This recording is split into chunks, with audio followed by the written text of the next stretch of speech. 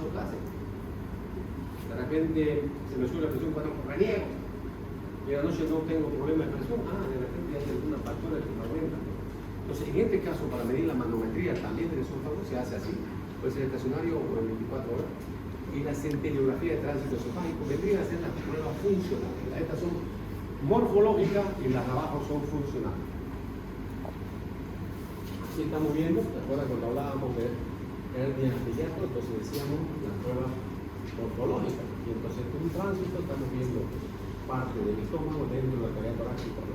Esto no sirve para ver flujo, pero me está demostrando que esto es, me está viendo la forma, la estructura del esófago. En cambio, esto es ya para ver la parte funcional, ¿no? El esfínter esofágico superior, el esfínter esofágico inferior. Entonces, nosotros podemos medir, podemos. ¿Se hace ese estudio? Claro que se hace. ¿Lo hacen en todos lados? No. Tiene que ser un gastroenterólogo que tenga los aparatos específicos para hacerlo. Porque va a ser al final el que también me va a permitir, si decido, si yo voy a operar o no operar a un paciente. Es un método para complementar este tipo de situaciones. Bien, ahora sí entramos ya a la patología propiamente dicha, al reflujo gastroesofágico.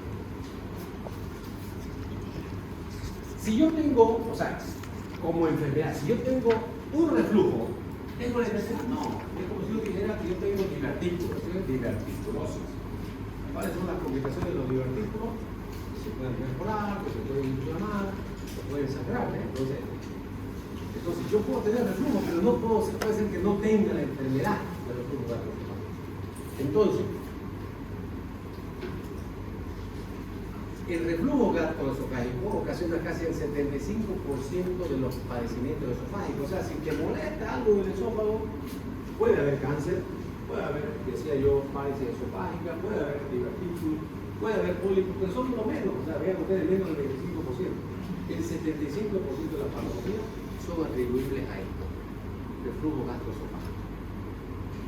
Entonces se produce o se presenta con síntomas primero típicos. Los típicos vendrían a ser náusea, vómito, ventrículo postprandial, dolor torácico, atragantamiento. Son signos típicos, pero hay signos atípicos. O sea, yo puedo tener signos atípicos, por ejemplo, tos crónica, sibilancia, neumonía. ¿Cómo esto me van a decir, no? Si estamos hablando del esófago, ¿cómo me va a hablar de que un paciente? Claro, si estamos hablando de que hay reflujo, yo por lo menos alguna vez he tenido reflujo, que yo no puedo estar durmiendo y tenía reflujo y de repente está durmiendo, despertás ahogándose. ¿Por qué? Porque parte del reflujo no solamente vino hasta el esófago, de repente avanzó más porque estaba en decúbito, que puede querer pasar algo o pasa 1 o 2 centímetros a la vía aérea, ya, que despertar ese trabajo. Pero con el paso del tiempo, este paciente puede acabar teniendo bronquitis o otro tipo de patología y empiezan, especialmente en niños, cuando no se hace buen diagnóstico, empiezan a tratarlo por ese problema. Y cuando al final los niños también pueden tener reflujo. ¿Por qué no? Aquí no hemos hablado todavía de edad. Entonces, hay los síntomas típicos, podrían ser dolor retroesternal, pirosis, eructo, vómito, dolor retroesternal, y los atípicos son los pulmonares. Son atípicos porque no les correspondería, pero existen algunos pacientes.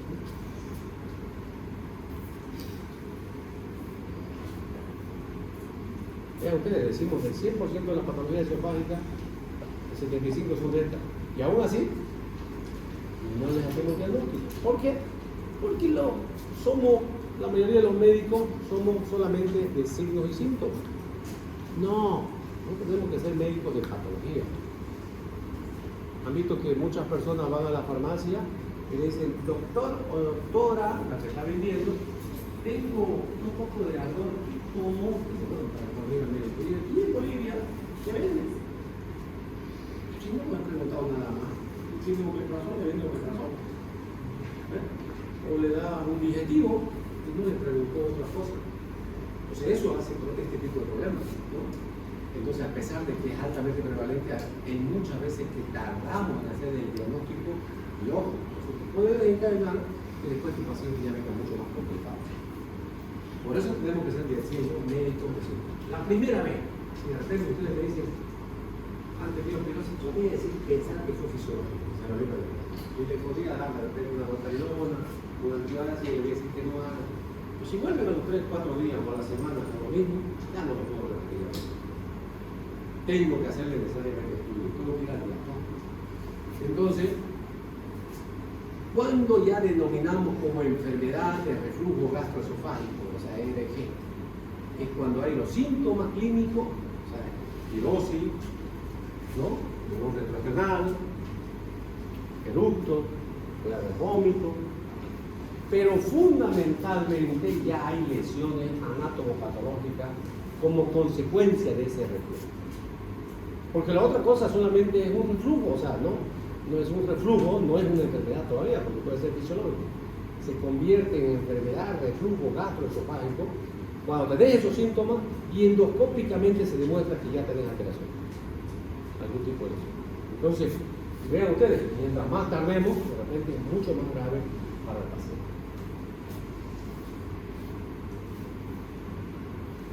Otra vez repetimos, porque hay cosas que es importante que ustedes se les queden. Hay síntomas típicos y atípicos. Muchas veces estos síntomas atípicos los pasamos por alto y acabamos dándole más problemas. No mejora, se le hemos dado antibióticos, le damos mucolíticos, le hemos hecho nebulizaciones y no mejora. Porque no está yendo al fondo del problema, no está yendo al origen de su problema, no le ha hecho buenas anamnesis. El problema es que el paciente es reflujo y estos son signos y síntomas atípicos. Para que desaparezcan esto, debe ir vos a tratar el reflujo. Entonces, a eso estamos. Ojo, tampoco lo estoy asustando, no estoy diciendo que todos los pacientes que tienen bronquitis son reflujo, no he dicho eso. Estoy diciendo que son síntomas atípicos a veces del reflujo. Hay que tomarlos en cuenta, hay que estar atentos. Especialmente cuando vos no mejoras a tu paciente, tenés que pensar en otro tipo de cosas. Ese rato hablábamos de las 3 causas fisiológicas para que no tengamos reflujo. Obvio, entonces si ya hablamos de anatomía, fisiología, ahora hablamos de fisiopatología. ¿Cuáles son las causas para que se produzca? Entonces la primera, la más importante, es la incompetencia de ese esfínter esofágico. O sea, no cumple su función. Las fibras no están con buen tono y por lo tanto ese paciente se relaja el esfínter esofágico inferior y no tiene esa presión adecuada. Por lo tanto, esa es la primera causa. Habíamos hablado de 3 cosas que evitan que tengamos. Ahí está, la primera, que es la más importante.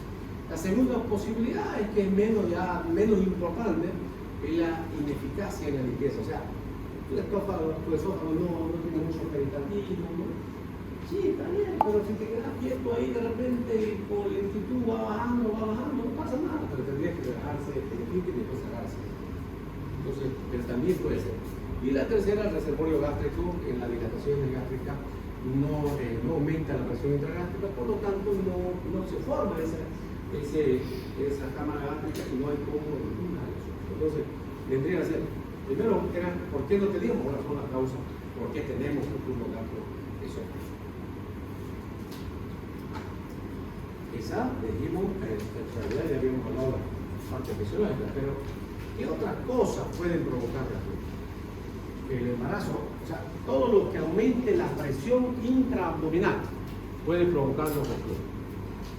Un tumor, que ha ido creciendo de a poco, puede provocar, claro, a veces un mioma, quiste, vamos a hablar de quiste de mesenterio, a veces empiezan en 3 centímetros, la gente no se hace problema, va creciendo, y cuando va aumentando la presión, la ascitis, el embarazo, que no es patología, pero provoca, pues, ¿no? Muchas de las mamás a veces se quejan de eso, ay, no puedo comer, mucho menar, claro, ya ha pasado, está bien su esfínter, no tiene problema, pero el útero ha ido ganando espacio, entonces aumenta la presión. La estenosis pilórica, ¿qué es la estenosis pilórica? Ya vamos a ver aquí unas 3, 4 clases cuando hablemos después de úlceras gástricas, vamos a hablar de úlceras duodenales, y esas úlceras, las complicaciones, yo decía hace rato ya estoy adelantándome a algunas cosas que son muy importantes y que no deben olvidarse. Y son preguntas siempre de examen, ¿no? ¿Cuáles son las complicaciones de los divertículos? Ya dije, ¿no? Inflamación, perforación o hemorragia. Y las úlceras, ¿cuáles son sus complicaciones? Hemorragia, la primera, perforación y estenosis u obstrucción especialmente abdominal. Eso es lo que es una estenosis pilórica. Entonces está el esófago, el estómago, el píloro, y entonces como es una zona más o menos pequeña, cuando hay úlceras se van cicatrizando y van cerrando la úlcera. Entonces al estenosarse el píloro, comemos tranquilo, bien, llega al estómago, pero no puede pasar porque hay una estenosis. Y si no hay una estenosis, entonces aumenta la presión del estómago, y ese aumento de la presión del estómago empuja hacia arriba, ¿ves? Y puede provocar reflujo. O la genopatía, y finalmente la hernia hiatal. A ver, pregunta de examen. ¿Cuál de las dos hernias es la que puede provocar reflujo? Son tres tipos de hernias, ¿no? Por deslizamiento, la paraesofágica y la mixta. ¿Cuál? ¿Ah? Por eso, pero hernia de hiato, pero ¿cuál de ellas? Que son tres tipos de ellas, ¿no? Y hay la por deslizamiento, la paraesofágica y la mixta. ¿En cuál asciende el esfínter esofágico superior al tórax? Por deslizamiento. Ahí se puede provocar reflujo. En la paraesofágica sigue abajo y paralelo suben, de verdad. Entonces las hernias hiatales, en hernias por deslizamiento puede también haber reflujo gastroesofágico. Y lo hemos dicho que es cierto. Entonces los síntomas típicos está la pirosis, que puede provocar dolor, o sea, difagia, pirosis, dolor retroesternal. Eso es lo que se queda. Y tiene su término, ¿no? La gente a veces dice vinagrera, acidía, porque claro, de repente yo digo pirosis, wow, tiene pirosis, porque tiene que saber qué es pirosis, digamos. Tengo que preguntarle de acuerdo a el nivel sociocultural del paciente. Entonces, el paciente en concreto lo que tenés que entender es que te va a decir sí, eso es lo importante, ¿no? Hay regurgitación con sabor ácido que se va a diferenciar del vómito porque no está precedida del esfuerzo, y de la regurgitación de la calasia porque en realidad en la calasia vamos a ver que no hay regurgitación, es una pseudo regurgitación, porque regurgitar es que pase del estómago a través del esófago. En la calasia esófago, el esfínter esofágico se cierra tanto que los alimentos han quedado en el esófago y no han pasado al estómago, porque el paciente lo siente en la boca. Pero eso es una pseudo regurgitación, ¿no? Porque no, pero en la descripción semiológica del paciente dice, porque no lo has visto, ¿no? O sea, no está viendo el orden, entonces uno dice que es regurgitación. Muchas veces estos síntomas especialmente provocan que el paciente durmiendo, que está en decúbito, mayor presión abdominal, algunos volvemos de barriga, más presión todavía, entonces tengas reflujo. La difagia va a ser frecuente solamente cuando tengas estenosis. O sea, es probable, pero no es frecuente. La pirosis sí. Puede haber sequedad de la boca. Puede haber en el reflujo gastroesofágico pérdida del esmalte de los dientes. Lo hice por qué, pero lo estamos diciendo, que puede llegar el ácido sulfuroso a tu boca. Entonces, por más que te limpies bien, que te lavemos, sin darte cuenta, estás perdiendo esmalte de los dientes. Y finalmente puede haber también sangre oculta por úlceras de la mucosa esofágica. Eso, sangre oculta en heces, obviamente. Pero eso ya es cuando tenés flujo, esofagitis, y la esofagitis se provocó úlcera esofágica. En esos casos, obviamente en un reflujo no vas a encontrar si no tienes complicaciones. Para que haya sangre oculta en heces va a ser porque ya ha habido una úlcera o hay una úlcera en eso. Entonces, y los atípicos son los que es importante que los reconozcan, porque pueden ser, como ya decía, puede haber bronquitis asmática, tos crónica, úlcera en la garganta, laringitis crónica. Entonces son pérdidas de esmalte de los dientes, globo intestino, o sea, no son propias, pero a veces te das cuenta por eso. Vamos a hablar en su momento de pancreatitis, pero vean ustedes cómo uno se va a lo común ya. Pero medicina tiene eso, la miscelánea, la medicina no es 2 más 2, 4. Medicina es medicina. Yo me recuerdo ahorita cuando estoy viendo de estos casos atípicos, una señora que tenía, la operamos, porque vino con un dolor tipo cólico, una colecistitis, y llegó vomitando, la preparamos, sonda gástrica, 2 días, chalita la paciente, pero ya no quería saber de dolor y dijo, ¿qué tengo? Tengo el pie en la vesícula, la operamos, me acuerdo con mi jefe, yo estaba en ese tiempo en la residencia todavía, fue operada, la operamos la señora y se fue a su casa, tranquila. A los 2 días vuelve igualito que cuando vino la primera vez. Dolor y vómito. ¡Wow! ¿Qué pasó? Lo más probable es que se haya escapado un cálculo, se fue al coledo que te provocó pancreatitis. Otra vez, dieta cero, sonda nasogástrica y RCP, no había cálculo, pero con lo que no comió la señora 2 días o 3 días, estaba con sonda, desapareció el dolor. Muy bien, pero está a su casa, gracias a su casa. A la tercera vez vuelve, era paciente particular, todavía no, entonces miércoles viene y todo el mundo ya me dijo, claro, esta señora o tiene alguna cosa que está mintiendo o tiene alguna otra patología. Entonces uno a veces va a lo fácil, no entiende, ¿no? Alguien del equipo dice que no puede ser que sea otra cosa. Pero ¿qué origen? Las pancreatitis son normalmente alcohólicas o biliares. Ella no bebía y no había cálculo. Entonces, ¿cuál era la otra causa? Ah, caramba, entra a esta, ¿no? A la miscelánea. Van a ver, cuando hablemos de pancreatitis, hay causas también menos frecuentes en pancreatitis, que pueden ser medicamentosas, pueden ser virales, y hay también por dislipidemia, o sea, cuando el colesterol se eleva muy alto. Y entonces él dice, ¿por qué no le pedimos? Pues la señora estaba ya otra vez con sonda, aplacaba todo. Nunca había visto esos valores de hoy. Creo que estaba a 3.400 su colesterol. Era prácticamente leche su sangre. Esa era la causa de su pancreatitis. Desde el inicio fue la causa. O sea, desde la primera vez que vino, ese era su problema. Evidentemente tenía cálculo en la vesícula, sí señor. Pero vieron ustedes que sacándole los cálculos no solucionando el problema. O sea, ella tenía, en esto también hay que pensar en medicina. Claro, si está todo claro, ¿para qué vas a pensar en esto? Bueno, pero estoy diciendo que cuando las cosas se te van empezando a pensar, una vez podés dar tratamiento, pero si tu paciente sigue igual, le das un diagnóstico, pensar en diagnóstico diferencial o pensar en otras cosas, y de eso se trata de estos síntomas atípicos del reflujo gastroesofágico. En la cara típica de una persona que está con esto, si lo vemos a este señor y yo lo veo así, y agarrándose la boca del estómago, la región precordial, hasta podría pensar que se está infartando, ¿no? ¿Ven?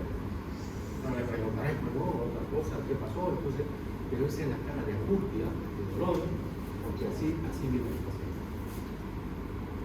Entonces, ¿cómo hacemos? Lo vemos al paciente, vamos a hacer una evaluación sintomática, hacemos la endoscopía, que es el método de elección, y obviamente para evitar eso. El mismo endoscopio nos puede permitir, si hubiera alguna alteración media dudosa, media rara, que vos podás pedir biopsia. O sea, vos podés pedir una biopsia, entonces también para eso sirve la endoscopía. Luego de que ya hay esa posibilidad, pues querés verla por forma más clara, hacer una evaluación radiológica, incluso se le hace pruebas por el mismo contraste, de parado, de echada, le pones un poco de pie, o sea, para que refluya, entonces de acuerdo a las horas, porque ya en una persona fisiológicamente normal no debe haber reflujo, ¿no? En cambio, si yo le doy contraste y después de 30 minutos le digo, echate otra vez, y lo pongo patas para arriba en la radiografía, ¿se puede hacer? Claro, la mesa se puede mover, entonces eso puede permitir hacer diagnóstico. Luego podemos, una vez ya confirmado, hacer las, decíamos, pruebas fisiológicas, epigrafía o manometría, puede ser estacionaria o 24 horas, pH-metría, ¿no? Entonces, no estoy diciendo que vamos a acabar en todo esto, pero si yo quiero diagnosticar en alguien en primera instancia, tengo que hacer endoscopía, fundamentalmente para estar con el diagnóstico claro. Diagnósticos diferenciales de este tipo de sintomatología, trastorno de la motilidad esofágica, puede haber alguna colágenopatía, decíamos, la calasia esófago, la úlcera péptica, ese paciente que estaba ahí parecido, ese señor puede parecer también una úlcera duodenal, ¿no? Una úlcera gástrica, entonces la colelitiasis o la colecititis, el cólico biliar, esofagitis erosiva, angina del pecho. Si yo estaba en mi diagnóstico esofagitis o úlcera reflujo gastroesofágico y angina de pecho, ¿qué debo hacer primero? ¿Qué tengo que hacer primero? ¿Ah? ¿Qué hago primero? ¿Endoscopía o electro? Electro. No hay prioridad de vida, ¿no? El paciente seguramente por una esofagitis no te morir en un rato. Pero si dejas que siga avanzando una angina, eso, el olfato que tiene que tener. Un buen médico debe tener olfato, tiene que tener ese estar con las antenas bien paraditas ante la posibilidad de complicación de tu paciente. El otro día le contaba el caso de él, el señor ese que tuvo un accidente y lo catalogaron como borracho. No, un buen médico tiene que estar con la antena bien puesta. Nunca consideren que una alteración del estado de conciencia es por alcohol. Esa es la última causa, o droga. Es la última causa. Cualquier alteración del estado de conciencia, atribuirla a hipoxia cerebral. Falta de oxigenación. Ah, ¿viste? Porque si no le pones oxígeno, en 5 minutos el paciente ya está listo para la joda, con daño cerebral.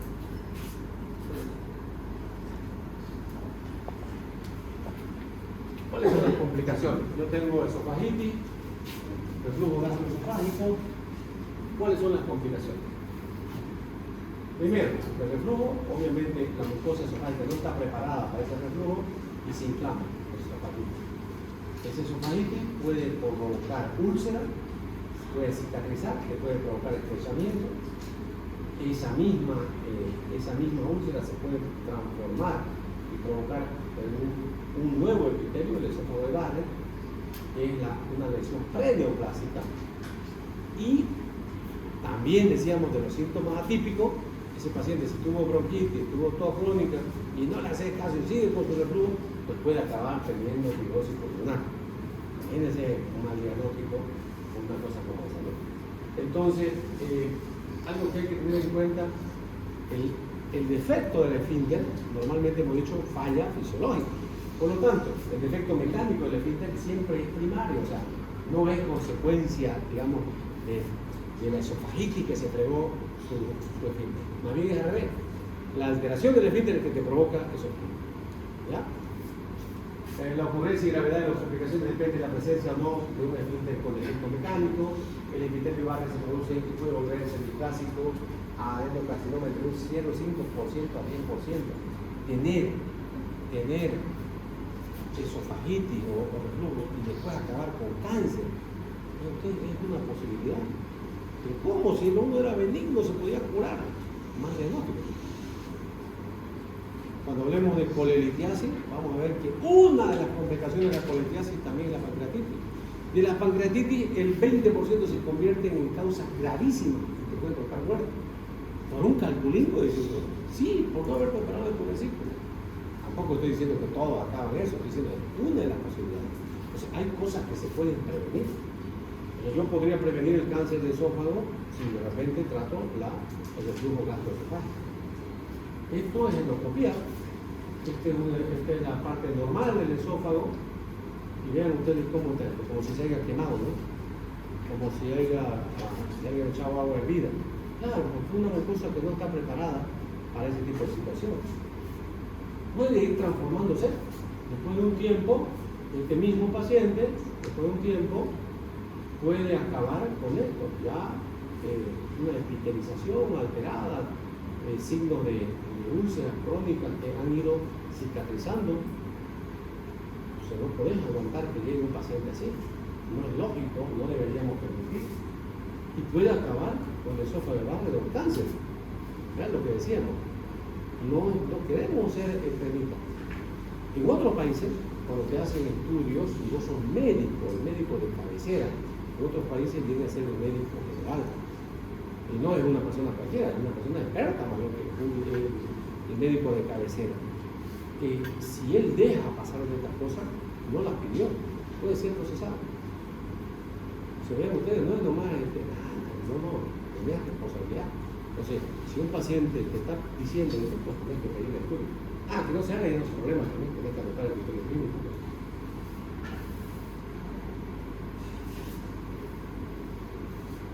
Entonces acá también, este ya es un paciente patológico, el reflujo en primera instancia provoca que tuvo gástrico, la acidez, a una mucosa que no está preparada, le inflama, hace esofagitis, esa esofagitis puede acabar en úlceras, sangramiento, una úlcera, otra úlcera acá, otra úlcera. También puede ser que con medicamentos vayan cicatrizando esa úlcera y esto va a provocar después que estenosis. Se puede cerrar el esófago si es que no antes no hizo cáncer. Entonces, acaba mucho estos pacientes en este tipo de cosas. Nancy Skinner, proporción de clasificación. Bueno, actualmente la mayoría de las pruebas, los estudios, se hacen endoscópico, biopsia y ahí tenés la clasificación. Pero antes era más macroscópico, entonces hablaba de hiperemia y de la mucosa, por lo tanto, en primera instancia, el endoscopista te puede decir la clasificación de Nancy Skinner tiene una clasificación 1 porque solamente tiene hiperemia.